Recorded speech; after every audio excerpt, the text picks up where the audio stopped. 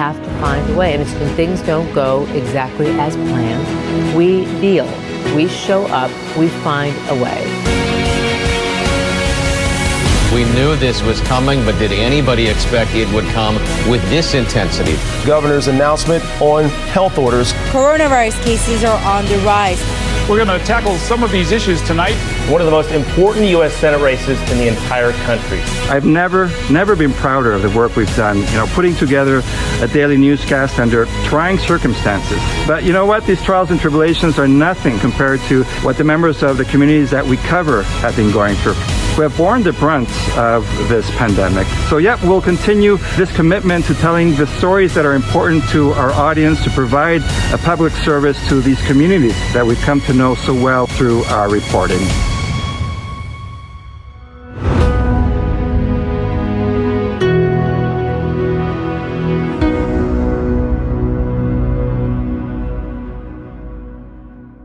Thank you so much for staying with us throughout the day. It's been amazing. We've had incredible conversations and people along the way. And so I thought, what better way to help close the day by someone who we admire from afar.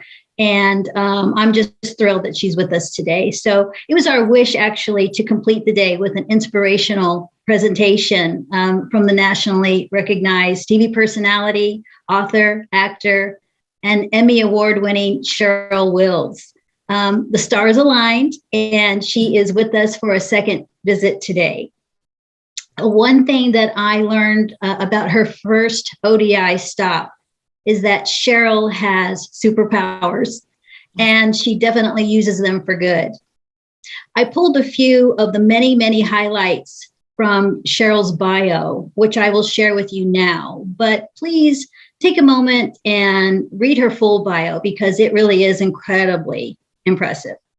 Cheryl was born and raised in New York City and is the daughter of firefighter Clarence Wills, who worked for Engine Number 1, Ladder 24 in Manhattan. She joined Spectrum News, New York 1 in 1992, and she considers reporting on the city where she was born and raised to be a privilege. In 2018, Cheryl became the first African-American reporter in New York's One history to win an Emmy. She has received accolades and numerous prestigious awards from the likes of the New York Press Club and the Associated Press. In March of 2011, Cheryl made history as the first journalist invited to speak at the United Nations General Assembly Hall for the International Remembrance of Victims of Slavery and the Transatlantic Slave Trade, where she read passages from her book, Die Free, which was broadcast live around the world. In April of 2011, Ancestry.com and the National Archives invited Cheryl and award-winning filmmaker Ken Burns to make presentations about their family connections to the Civil War veterans at the National Archives headquarters in Washington, D.C. Cheryl and Ken's presentations made national headlines with coverage by major national media, including the CBS Evening News, the Washington Post, and the Associated Press.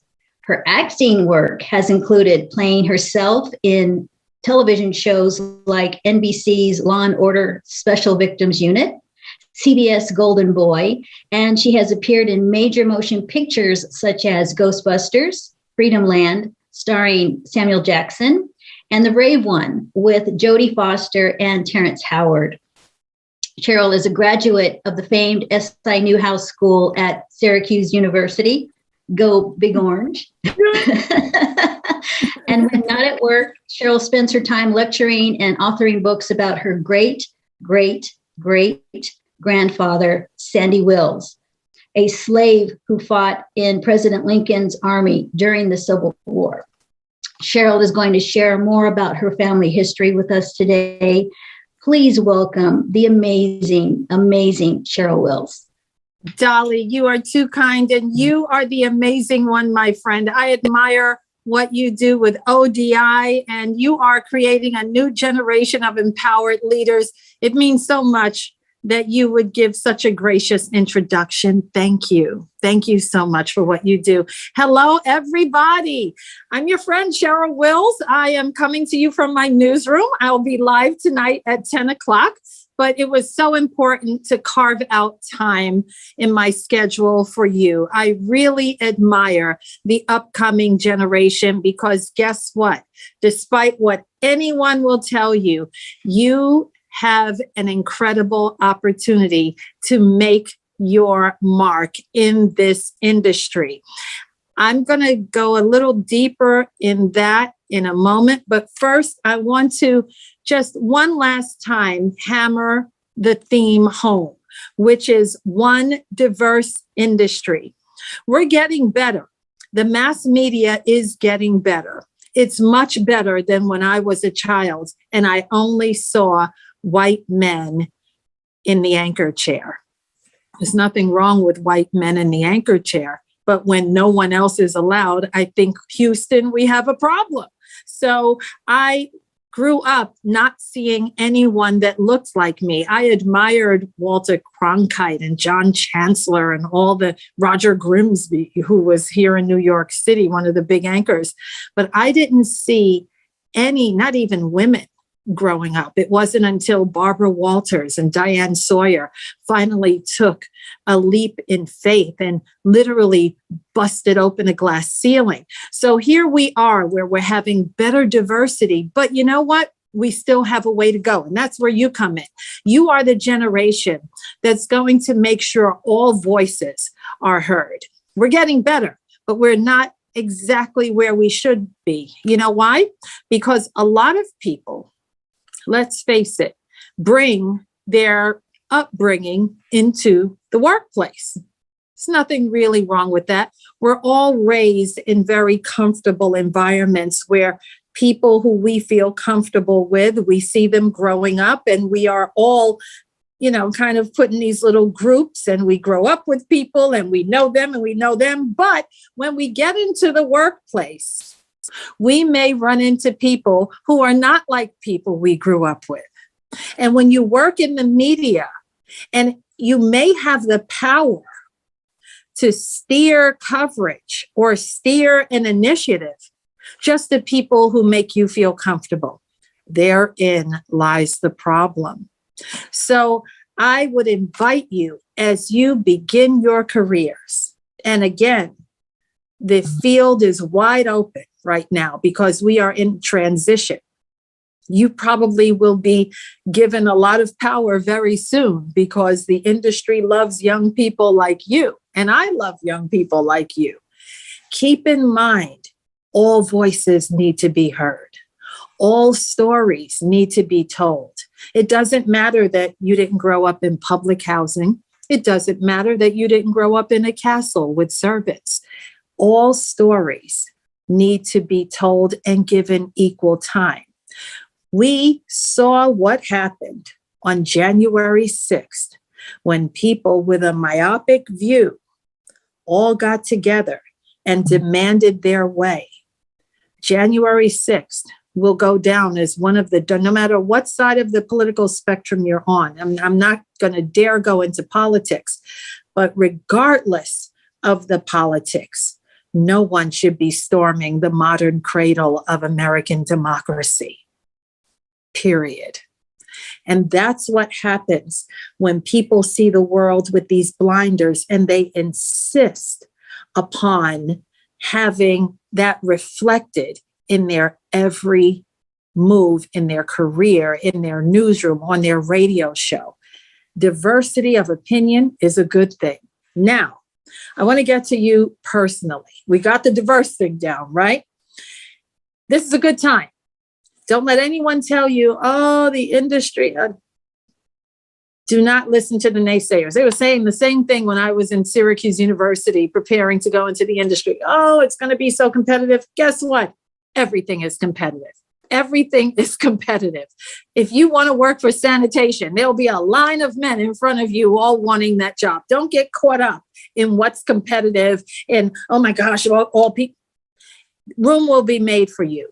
You, within the sound of my voice, are prepared. You are ready to make a mark in this industry. You have done everything right to get to where you are right now. Room will be made for you. Have that confidence going in. Have that confidence when you go on your job interview. Have that confidence when you're meeting people. Very important thing I would like to share with you. When you meet people, share your dreams. Share your dreams. Well, what do you mean, Cheryl? Like some people may not. You never know which person will say, oh, I just happen to know the president of NBC News. I just happen to know the head of Spectrum News. I just happen. Tell people your dreams. Tell them your plans. Don't assume that because they're not in the business that they could not possibly help you. You would be surprised the number of people who are able to help you. So that's that. And most importantly, and I feel so passionate about this, and I'm going to go to a PowerPoint presentation to really drive this point home, because Dolly has given me this platform and I cherish the opportunity to share this very important thing with you. Do not sell out your dreams. May I repeat? Do not sell out or water down your dreams. I know you're like, well, of course, I wouldn't do that. But when the going gets tough and things may not be going the way you want, you may feel inclined to say, you know what? This isn't happening the way I thought it was. I'm going to do something that's safe. Don't play the safe game. I play the safe game only because, well, I really don't play the safe game, but I'm not ashamed of my age. I'm 55 years young, and I have a son who's now a college graduate, and I have a mortgage, and I have responsibilities. So I'm not going to be, a wild flamethrower at 55 double nickels, but you be the flamethrower. Go to the places that scare you to death. Why? Because your whole future is ahead of you. And when you get to be where I am, you want to be able to say, I did it my way. You don't want to say, well, I didn't do it because I got scared or I was worried about. You would be amazed at how people will water down that dream, that fire you have right now, how they'll water it down and say, okay, or they'll meet someone and fall in love and say, okay, well, I wanted to do this, but it's not happening. Give it time. Give it time. Never surrender. Your dreams are all you have. And you worked hard to get here right now. Don't let discouragement, don't let anything deter you. Oh, Cheryl, that all sounds good. All that psychobabble. I've heard it before. Well, let me share this one thing. Your ancestors are depending on you to be your very best. We all have, I'm going to tell you about my ancestry in a moment very quickly. But we all have ancestors of every background, of every religion, of you name it, from Europe, Africa, Caribbean, South America, you name it, who struggled, really struggled. And we live in the greatest country on earth. We really do. I know some people may say, oh, really? I will stand by it. Yes, we live in the greatest country on earth. And our collective American ancestors said, I died so you wouldn't have to surrender your dreams. I died and I did menial, hard, back-breaking labor so you wouldn't have to do it. That's why. And that's not psychobabble. Let me share with you something very quickly, and then I want to take the opportunity to hear some of your questions. Talk about ancestry. I'm really proud of my family tree. I had no idea that I was the great-great-great-granddaughter of an enslaved Tennessee man who fought in the Civil War. When I sat in public housing, living hand to mouth, daughter of a firefighter who was a part-time dad, none of us knew we belonged to an American hero, that we were linked to, related to, had the DNA of an American hero. Change slide. When I learned that my grandfather was the property, legal property of a man named Edmund Wills. I just found this out about 10 years ago. Can you imagine? Can you imagine? I've been on the air for 30 years talking about everything under the sun, and I didn't know my own story. This is the enlistment record of my great-great-great-grandfather, Sandy Wills, when he escaped the Edmund Wills plantation. My reporting experience led me right to this incredible discovery.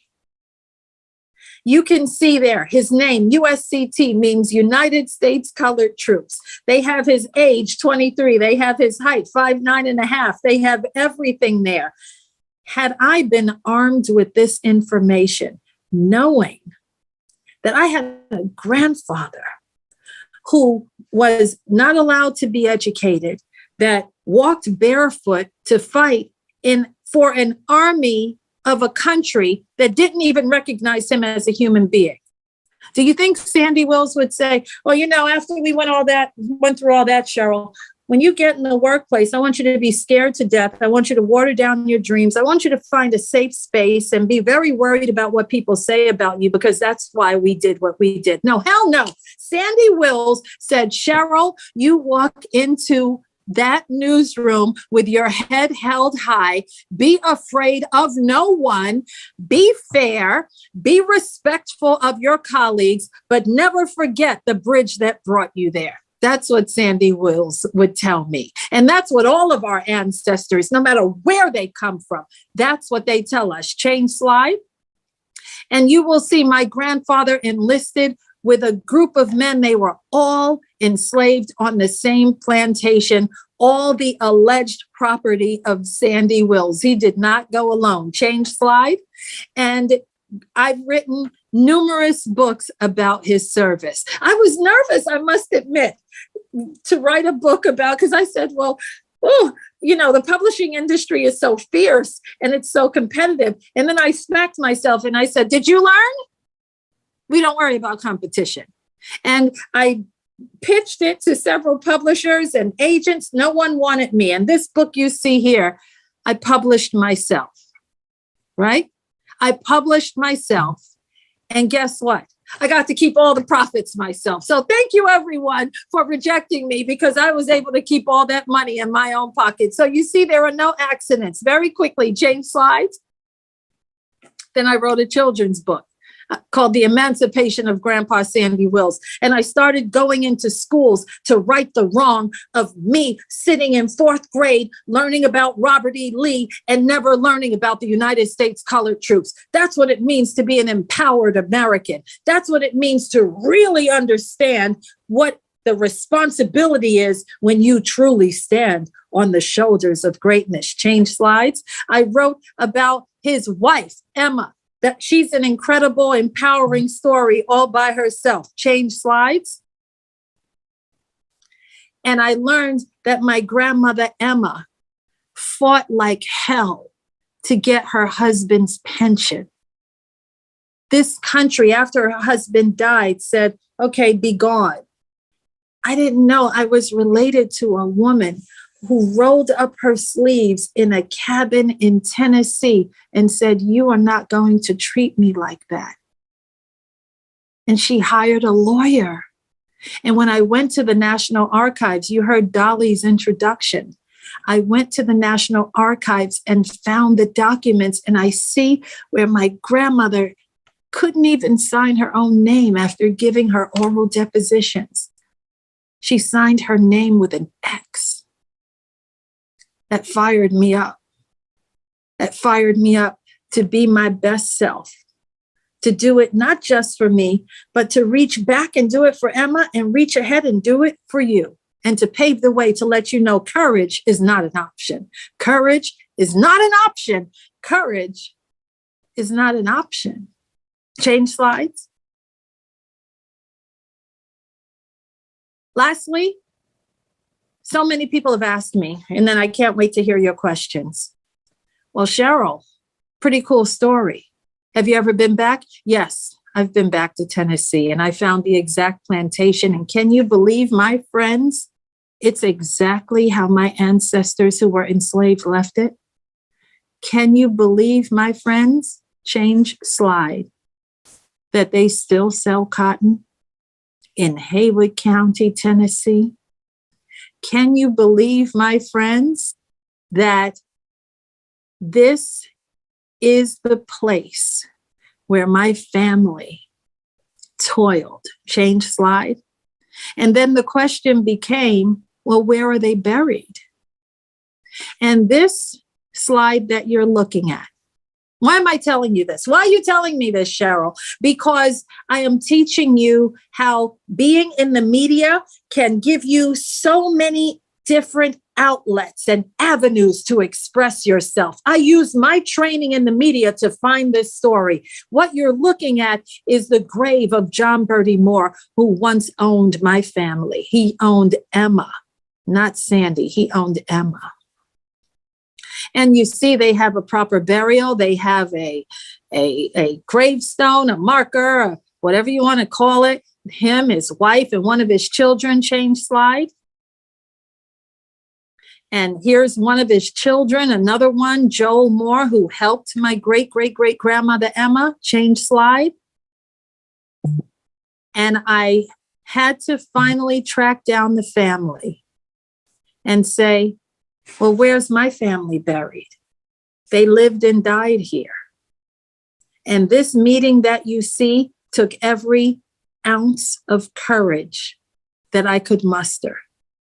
These are the direct descendants of John Bertie Moore, who once owned my family. And all the Black people there, including myself, are descendants of the enslaved people. They didn't want to meet me. But what did I say about courage? Courage is not an option when you come from American stock like we all do. Change slides. And I demanded that they take me to the burial ground. And you know they did? This is where Sandy Wills is buried. This is where Emma is buried.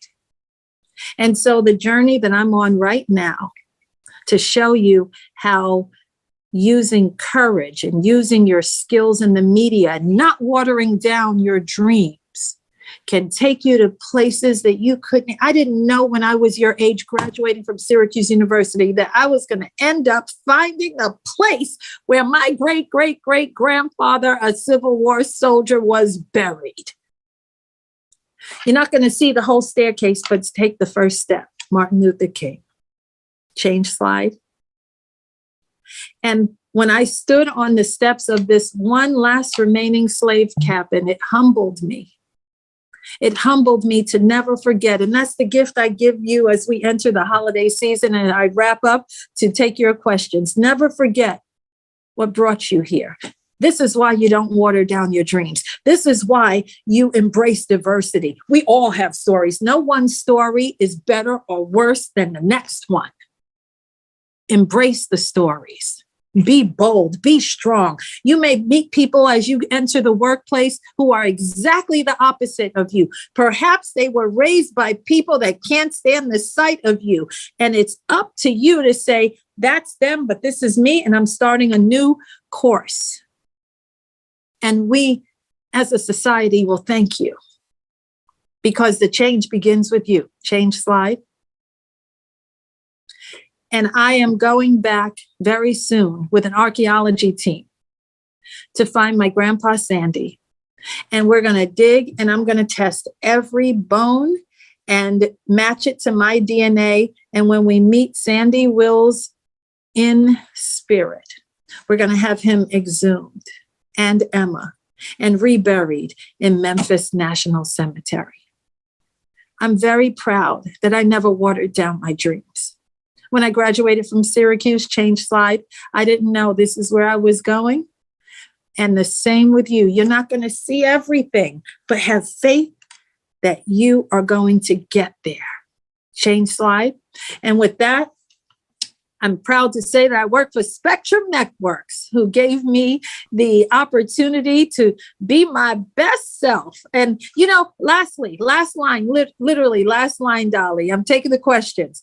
But so many people over the last 30 years have come through this newsroom, and they would go on to other networks and they would say, "Man, Cheryl, you're still there?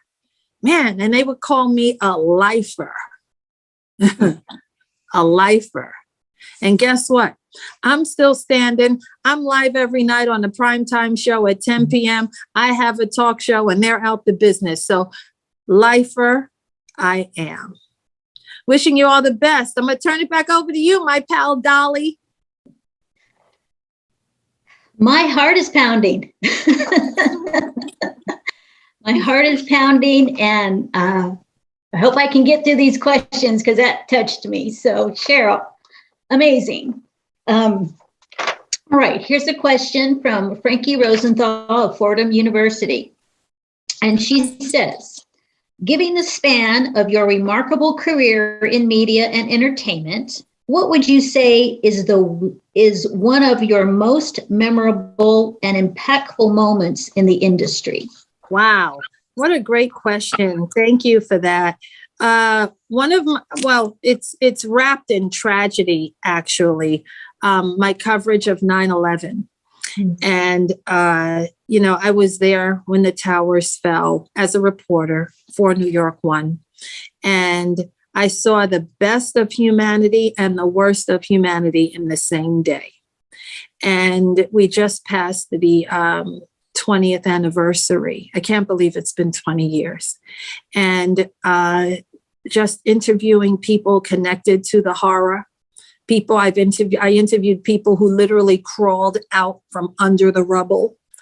I interviewed people who reached out to their fellow New Yorkers. And I also, I didn't interview terrorists, but, I was sad to see that terrorists would plot such a vicious and evil plot to attempt to destroy America. So I would say my coverage of 9/11 is the most impactful. And it also created a resolve in me to always love this country, warts and all. Amazing. So Cheryl, if you weren't in media, what would you do and why? Yeah, I would be a professor because I actually love encouraging young people. Courage is not an option.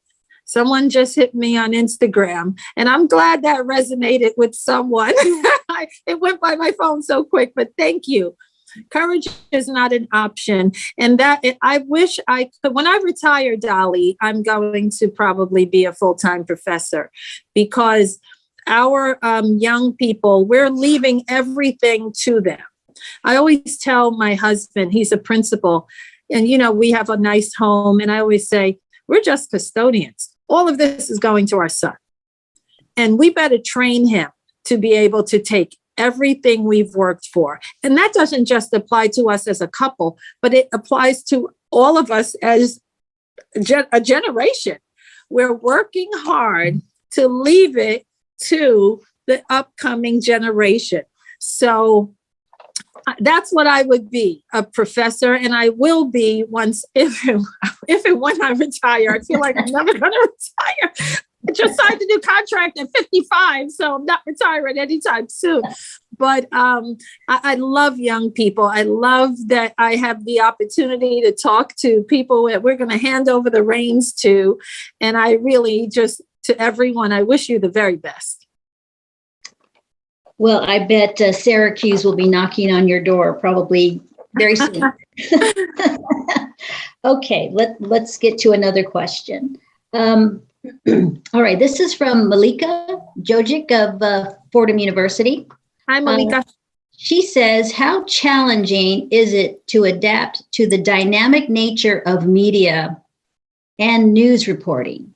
And then she says, since she's been with New York One since 1992, Malika imagines a lot has changed. Yeah, it's been an incredible journey. The change has been profound. I've gone from hard tapes to now digital. We don't even use tapes anymore. I started out with typewriters and now we use computers. I started out with paper and now there is no paper. This is a paperless newsroom. So the change has been profound, and I'm sure there will be more changes to come. And I would say to that great question from Malika to keep in mind that the media will always be an ever evolving industry. It's never going to be, okay, this is it. And if you don't, when you get into this business, just remember, be ready to change. Be ready to change. You're going to get used to something and you're going to blink and here comes an email telling you, oh, we got a whole new program and we're getting rid of this and we're starting that and we're not doing this anymore. So that is something that's very important. And I've been able to adapt. Some of my colleagues have been reluctant and resistant to adapting and they've been left behind. So I that's another little nugget I would like to share. Be ready to adapt because this industry is always going to evolve. All right. Paul Bukowski from Arizona State University. ASU. Yes. Hi, Paul. He says, what's the big mistake someone can make in a job interview? Yeah, that's another great question. Hi, Paul. So there's a lot of them, but let me tell you some of the top. Maybe I'll just hit the top three. Number one, no eye contact. Let me tell you, you're to this generation, you guys are the digital generation. And you have an eye contact issue. Like you guys are always so on your video games and on your phones that sometimes, not all of you, but I noticed with my son, let me indict my son. He will talk and he'll be looking that way. And I'm right here. And I noticed with some of my colleagues, we have a newsroom full of young people your age and they won't look at you. I just walked by someone and said, hi, the other day, and he didn't even move his head. And he just went, hey. And I just went, all righty.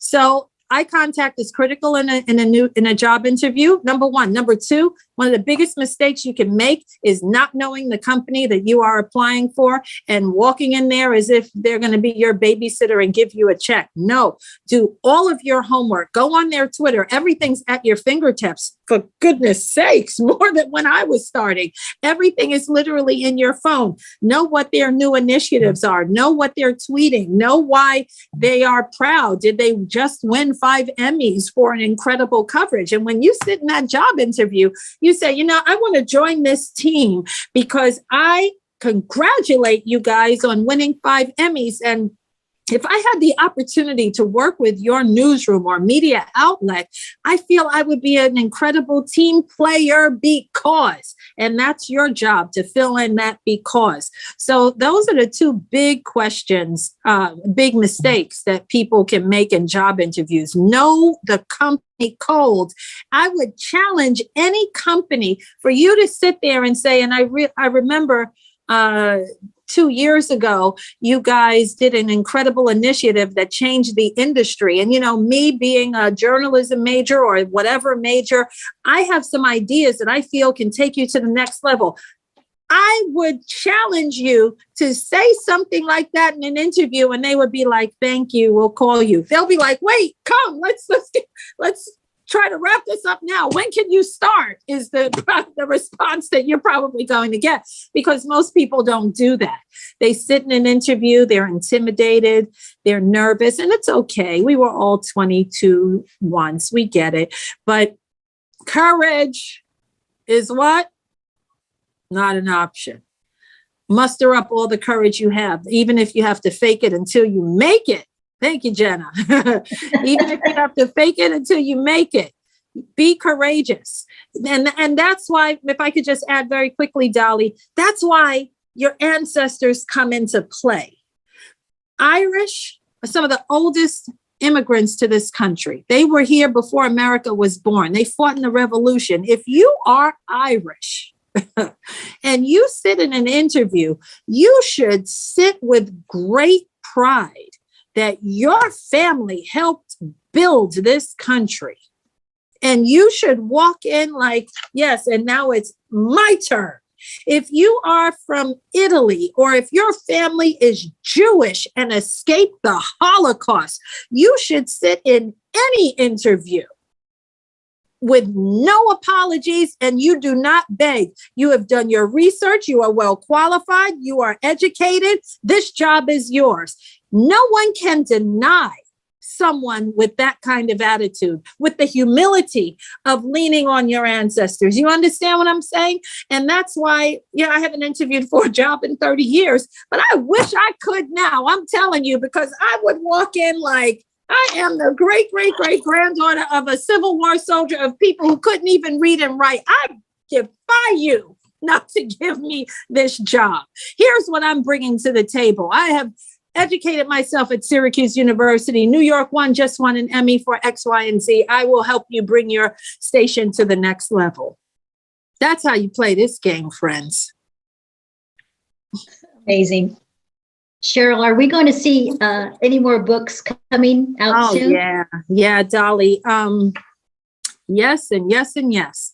I am literally, I think next month, we're just waiting for a big announcement, which should come any day.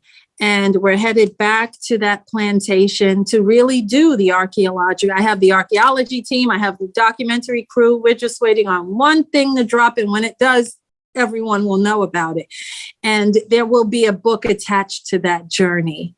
So I will keep you posted, because obviously I don't know of a story of a great, great, great granddaughter who lives more than 1,000 miles away, returning and literally finding her great, great, great grandfather, almost like a needle in a haystack, and using DNA to find him, and then having him exhumed and having a major funeral to have him reburied on behalf of all the members of the United States Color Troops. That doesn't happen every day. So I will be writing a book about that experience, and I do have a major publisher for that. And I'm really excited about the future. My head is spinning because I'm like, how am I going to work every day and do this? But courage is not an option. I'm going to figure it out, Dolly. Going to figure it out. Well, Cheryl, thank you so much for sharing and talking with us and giving us hope.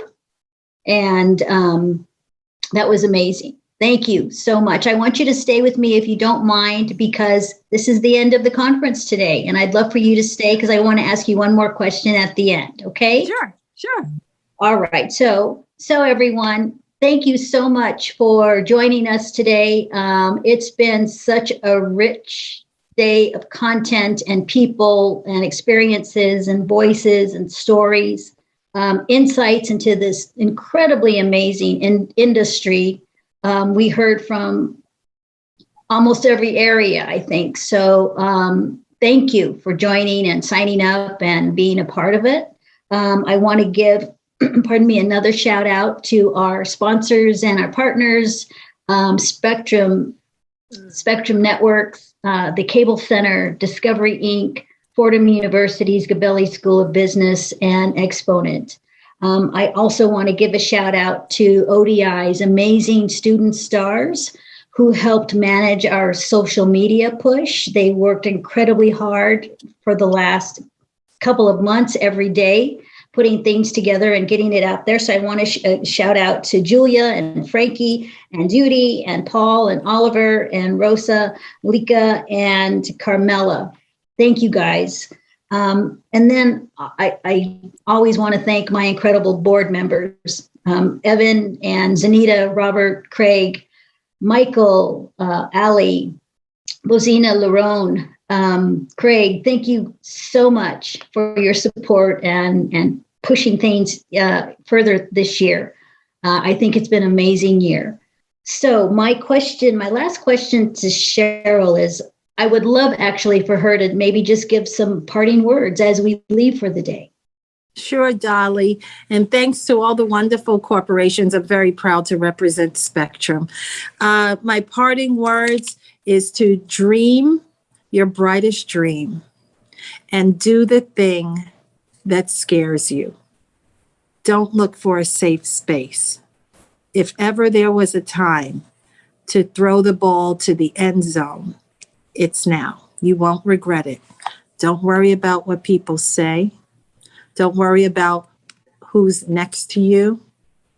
This is not a race. It really isn't. I know so many people try to categorize it as, okay, you have to, no, you're actually not in a race with anyone. You are here to fulfill a divine mission, and that mission is you.